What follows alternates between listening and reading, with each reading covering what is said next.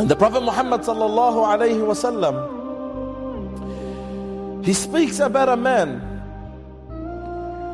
from the previous nations. And he speaks about this man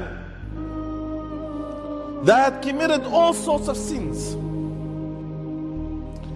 And this man knows and recognizes and acknowledges all the sorts of sins that he had committed.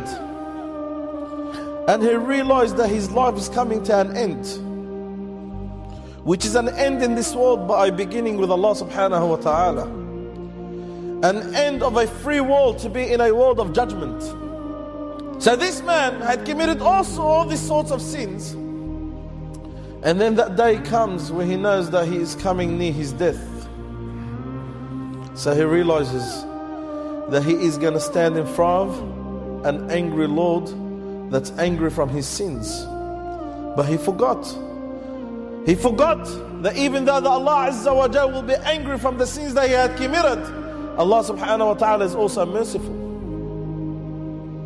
And while he's on his deathbed, he will call his children and say to them, what do you classify me as? What do you see me as a father?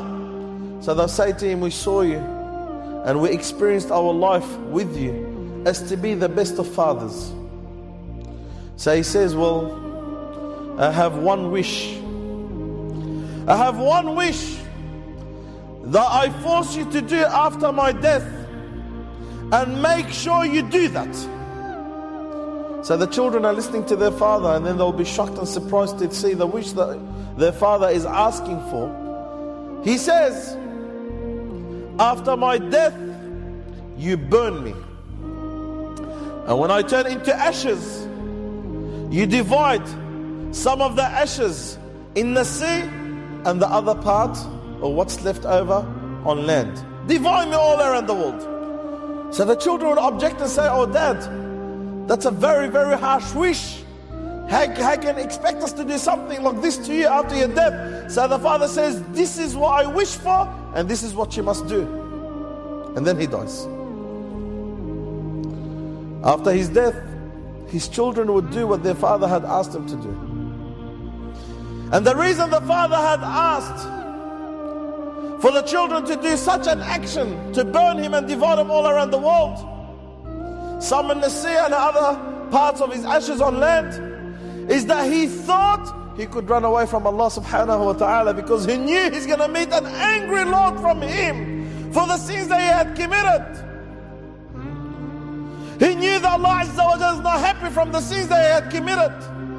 So he thought that's a one way out from running away from Allah subhanahu wa ta'ala. But he forgot the one that created him from nothing can bring him from something.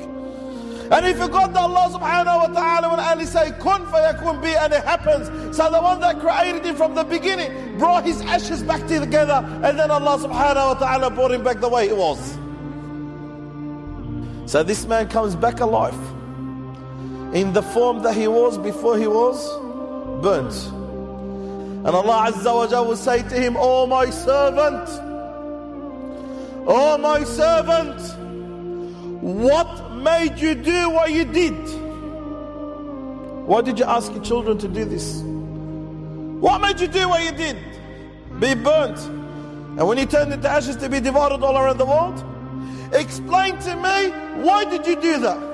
So the reply of this disobedient servant of Allah, who later on repented to Allah Azza wa Jal before his death, who say to Allah Azza wa Jal, Ya Rab, oh my Lord, the only reason that I did what I did is because I fear you. Because I fear you, Ya Rab. Because I knew what I've done was wrong. And I knew the sins I had committed were wrong. And I knew that I'll be facing you. So I was so scared that you'll punish me for the wrong deeds and wrongdoings and evil sins that I had committed. So I thought I could run away from that.